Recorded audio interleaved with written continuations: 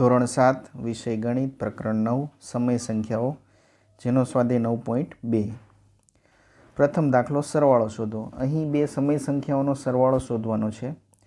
વિદ્યાર્થી મિત્રો સૌપ્રથમ સમય સંખ્યાઓનો સરવાળો શોધતા પહેલાં રકમમાં જે બંને સમય સંખ્યા આપેલી છે તેને છેદ જોવાનો રહેશે। અહીં છેદ બંનેમાં 4 4 છે, તો છેદ સરખો હોય તો તેનો લસા એનો એ જ રહેશે, એટલે કે 4 નો 4 જ રહેશે। છેદ સરખો હોય તો અંશમાં સીધો જ સરવાળો કે બાદબાકી લઈ લેવાનું રહેશે, જેથી 5 - 11, 5માંથી 11 કાઢીએ એટલે કે નાની સંખ્યામાંથી મોટી સંખ્યા બાદ કરો, જવાબ ઋણમાં આવશે। 5માંથી 11 જશે તો -6 છેદમાં 4 લસા।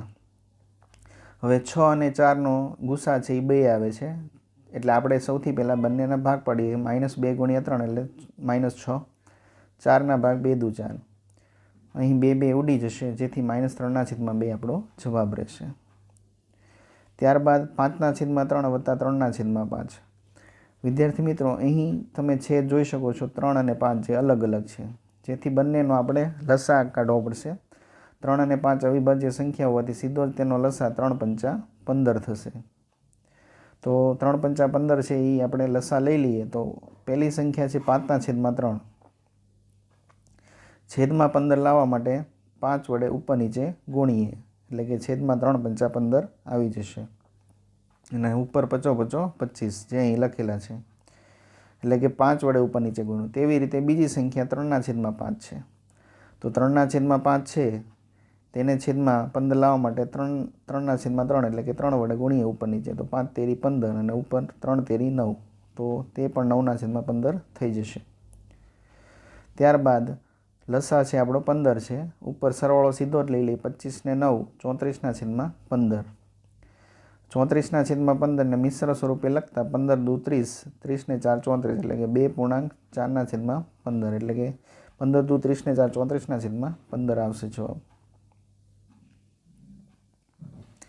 ત્રીજો દાખલો -9/10 વત્તા 22/15। અહીં છેદ જુઓ તો તમે 10 અને 15 છે, તો સૌપ્રથમ આપણે તેનો લસા કાઢીએ, તો એ લસા કાઢીને બતાડેલો છે 2 × 10 અને 3 × 15, જેમાં ગુસા છે એ 5 છે, બંનેમાં છે, અને જે વધ્યા છે 2 અને 3, 2 × 3 × 5 લેતા 30 લસા મળે છે।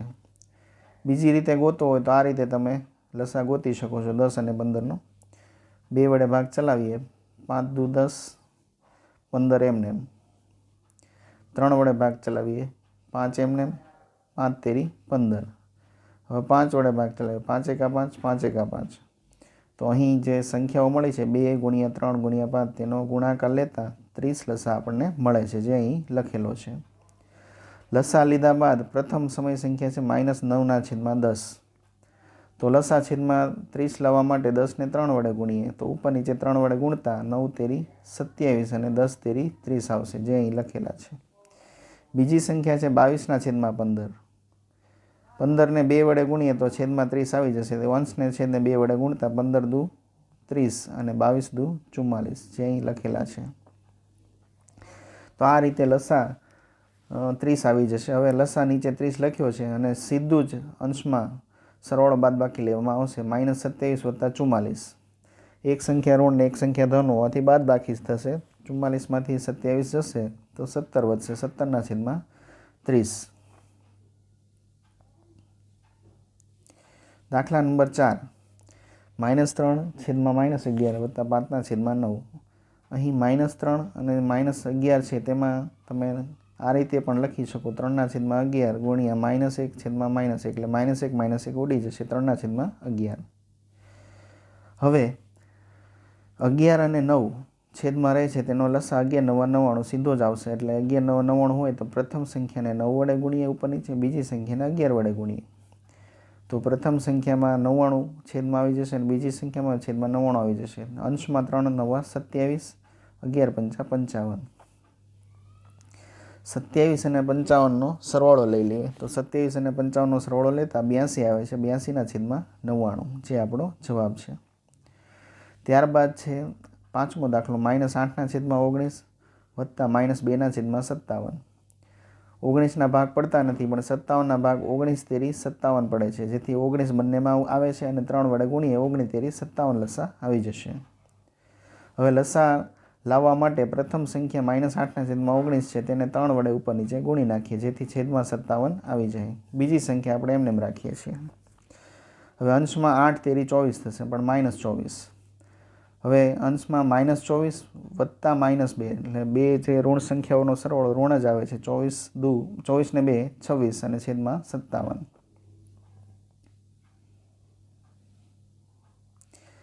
છઠ્ઠો દાખલો -2/3 વત્તા 0. તો તેમાં આપણે કશું કરવાનું રહેતું નથી. સમય સંખ્યામાં કોઈ પણ સમય સંખ્યામાં 0 ઉમેરો તો એ જ સમય સંખ્યા જવાબ આવે છે. એટલે કે સમય સંખ્યા માટે સંવૃત છે અથવા તો તટસ્થ છે એવું પણ કહી શકાય. સાતમો દાખલો -2.1/3 અને 4.3/5. સૌપ્રથમ તેને મિશ્રને વ્યવસ્થિત લખીએ તો 3 દુ 6, 6 ને 1 7, 7/3 અને 5 ચોકો 20, 20 ને 3 23, 23/5. હવે 3 ને 5નો લસા 15 આવશે. 3 પંચા 15 સીધું જ. તેથી પ્રથમ સંખ્યા ને 5 વડે ગુણીએ અને બીજી સંખ્યાને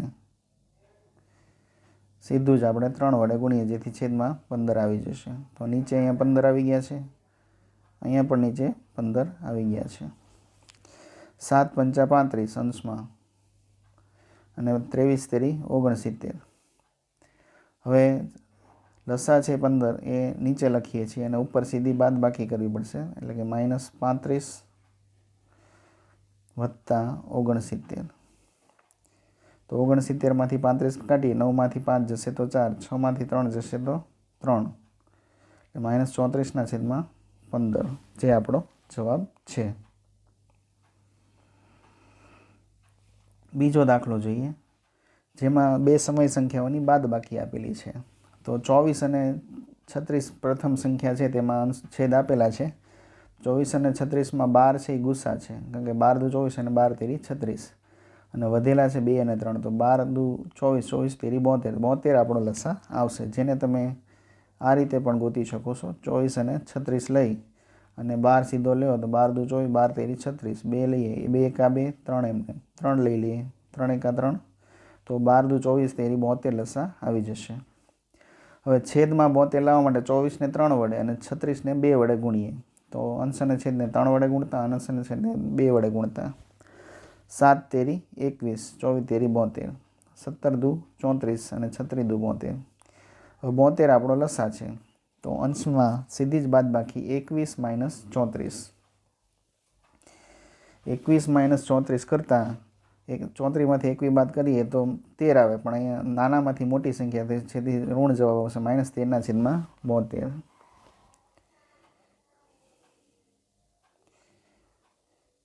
બીજો દાખલો લઈ લઈએ. 5/63 -6/21. અહીં 63 અને 21 તેરી 63 થવાથી બીજી સંખ્યામાં 21 ને 3 વડે ગુણીએ અને ઉપર અંશ છે અને નિયમના વચ્ચે માઇનસ છે, માઇનસ પ્લસ થઈ જશે એટલે +6 થશે. હવે છેદમાં 63 લસા આવી જાય છે. ઉપર 6 તેરી 18 થઈ જશે. હવે 63 લસા લેતા સીધું જ અંશમાં સરવાળો થશે. 18 ને 5 23, 23/63. ત્યારબાદ ત્રીજો દાખલો -6/13 -7/15. હવે માઇનસ પ્લસ થઈ જશે 7/15. હવે 13 અને 15 બંને સંખ્યાનો ગુણાકાર લેતા તે બંનેનો લસા 13 × 15 મળી જશે અને 13 × 15 બરાબર 195. તેથી પ્રથમ સમય સંખ્યા છે તેને 15 નીચે વડે ગુણીએ અને બીજી સમય સંખ્યા છે તેને આપણે 13 વડે ગુણીએ. તો -6 × 15, 15 × 6 90, 13 + 7 91. તો 90માંથી 91માંથી 90 જશે એટલે 1 વધશે, 1/195.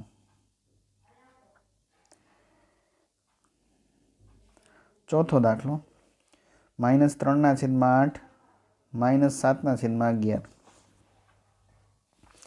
અહીં 11 અને 8 બંનેનો લસા 88 થશે. તો પ્રથમ સમય સંખ્યાને 11 વડે ગુણીએ એટલે કે -3 × 11. બીજી સમય સંખ્યાને આપણે 8 વડે ગુણીએ એટલે કે 7 × 8, 11 તેરી 33 અને 7 8 56. લસા આપણો 88. -33 - 56 એટલે સરવાળો થશે 6 ને 3 9 અને 5 ને 3 8 એટલે કે -89/88, જેને મિશ્ર સ્વરૂપે લખતા 88 એક 88, 88 ને એક 89, 89/88. બીજો દાખલો -2.19 તો પહેલાં મિશ્રને વ્યવસ્થિત લખીએ. 9 દુ 18, 18 ને 1 19, 19/9 અને 6/1, જે તેનું પ્રમાણિત સ્વરૂપ છે. 6 ને 6/1 સ્વરૂપે લખી શકાય છે. હવે 9 અને 1નો લસા 9 જ રહેશે, તેથી પ્રથમ સંખ્યાને કાંઈ ગુણવું પડશે નહીં, એટલે કે 1 વડે ગુણીએ, અને બીજી સંખ્યાને આપણે 9 વડે ગુણીએ તો છેદમાં 9 લસા આવી જશે. 19 એકા 19 અને 9 છક 54. 19 અને 54નો સરવાળો કરીએ. 9 ને 4 તેરીઓ તગડો, વધી પડી 1, 5 ને 1 6 ને 1 7 એટલે કે 73/9, જેને મિશ્ર સ્વરૂપે લખતા 9 8 72, 72 ને 1 73 એટલે કે -8.1/9.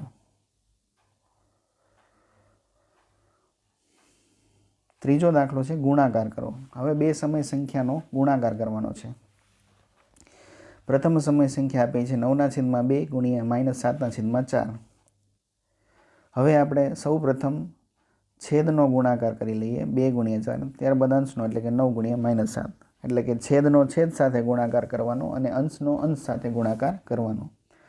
9 ગુણ્યા -7 એટલે -63. એક સંખ્યા ઋણ હોવાથી જવાબ ઋણમાં આવે છે, અને 4 દુ 8, જેને મિશ્ર સ્વરૂપે લખતા 7 8 56, 56 ને 7 63 એટલે કે -63/8. બીજો દાખલો 3/10 ગુણ્યા -9. તો અહીં સીધો અંશનો અંશ સાથે એટલે કે 3નો -9 સાથે ને છેદમાં 10. 9 તેરી 27 એટલે કે -27/10. મિશ્ર સ્વરૂપે લખતા 10 દુ 20, 20 ને 7 27, -27/10. ત્રીજો દાખલો -6/5 ગુણ્યા 9/11. અંશનો અંશ સાથે છેદનો છેદ સાથે એટલે કે -6 ગુણ્યા 9 અને છેદમાં 11 × 55 એટલે કે 9 6 54 -55. ચોથો દાખલો 3/7 ગુણ્યા -2/5. અંશનો અંશ સાથે છેદનો છેદ સાથે ગુણાકાર 3 દુ 3 ગુણ્યા -2 એટલે -6 અને 7 × 35, -6/35. પાંચમો દાખલો 3/11 ગુણ્યા 2/5. 3 દુ 6, 11 × 55. છઠ્ઠો દાખલો 3 ગુણ્યા -5 અને -5 ગુણ્યા 3. સીધો જ અંશનો અંશ સાથે છેદનો છેદ સાથે ગુણાકાર લઈ લઈએ. ઉપર બંને માઇનસ સંખ્યા છે, જે એકચ્યુઅલમાં -1 છે, જે ઉડી જશે, તેથી પ્લસ થઈ જશે. 3 × 5 15 અને છેદમાં 15, 15 એકા 15, અથવા બંને સંખ્યાઓ પણ ઉડાડી શકો છો, જેથી જવાબ 1 આવશે. ત્યારબાદ ચોથો દાખલો બે સમય સંખ્યાઓનો ભાગાકાર કરીને કિંમત શોધવાની છે. અહીં આપેલી છે -4/2/3.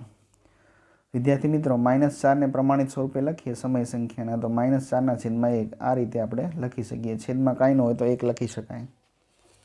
હવે ભાગાકાર આપેલો છે, જેના ગુણાકાર કરવા હોય તો આપેલ સંખ્યાનો વ્યસ્ત લઈ લેવાનો. હવે 2/3 આપેલા છે, તેનો વ્યસ્ત એટલે કે ઊંધું લઈ લેવાનું 3/2.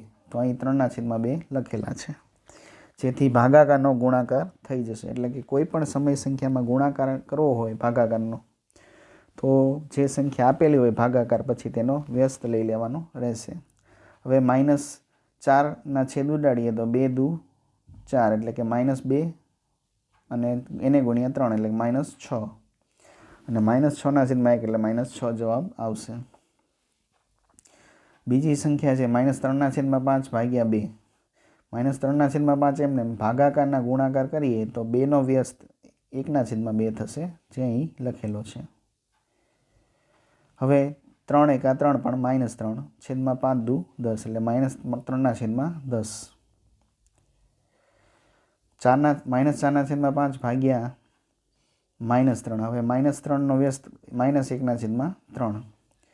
ઉપર 4 એકા 4 માઇનસ પ્લસ થઈ છે, અને નીચે 5 તેરી 15 એટલે 4/15 જવાબ આવશે. અહીં 4 ઓછા છે અને 1 પણ ઓછા છે, ઓછા ઓછા વધતા થઈ જશે.